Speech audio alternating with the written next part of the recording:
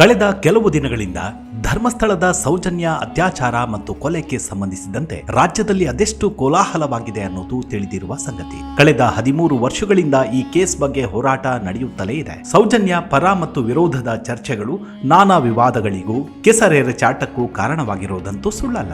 ಆದ್ರೆ ಒಂದು ವಿಷಾದದ ಸಂಗತಿ ಅಂದ್ರೆ ಸತ್ಯ ಮರೆಮಾಚುವುದಕ್ಕೆ ಓರ್ವ ಹೆಣ್ಣಿನ ಆರ್ತನಾದದಲ್ಲಿ ಧರ್ಮದ ವಿಷ ಕಲಬೆರಕೆಯಾದದ್ದು ನಿಜಕ್ಕೂ ನಮ್ಮ ಸಮಾಜವೆಲ್ಲಿಗೆ ಬಂದು ನಿಂತಿದೆ ಅನ್ನೋದನ್ನ ನಾವೆಲ್ಲರೂ ಶಾಂತಚಿತ್ತರಾಗಿ ಗಮನಿಸುತ್ತಾ ಹೋಗಬೇಕು. ಪುಂಖಾನುಪುಂಖವಾಗಿ ಸೌಜನ್ಯ ಕೇಸ್ ವಿರೋಧವಾಗಿ ಈ ಕೇಸ್ನ ಒಳಾರ್ಥವನ್ನೇ ಅರಿಯದೆ, ನ್ಯಾಯಾಲಯದ ತೀರ್ಪಿನ ಪ್ರತಿಯನ್ನೇ ಸರಿಯಾಗಿ ಅಧ್ಯಯನ ಮಾಡದೆ, ತಮ್ಮ ಮೂಗಿನ ನೇರಕ್ಕೆ ಮಾತನಾಡುವ ಹೋರಾಟಗಾರರೋ ಅಥವಾ ಸೋಗು ಹಾಕಿಕೊಂಡ ಕೆಲ ಪತ್ರಕರ್ತರಿಗೋ ಈ ಕೇಸ್ನ ತೂಕ ಅರ್ಥವಾದಂತೆ ಕಾಣಿಸುವುದಿಲ್ಲ. ನಿಜಕ್ಕೂ ನ್ಯಾಯಾಲಯದ ತೀರ್ಪಿನ ಸಾರಾಂಶವನ್ನ ಸರಿಯಾಗಿ ಅರ್ಥೈಸಿಕೊಂಡರಂತೂ ಯಾವುದು ಸರಿ, ಯಾವುದು ತಪ್ಪು, ಯಾರದ್ದು ತಪ್ಪು ಅನ್ನೋದು ತಿಳಿಯುತ್ತೆ.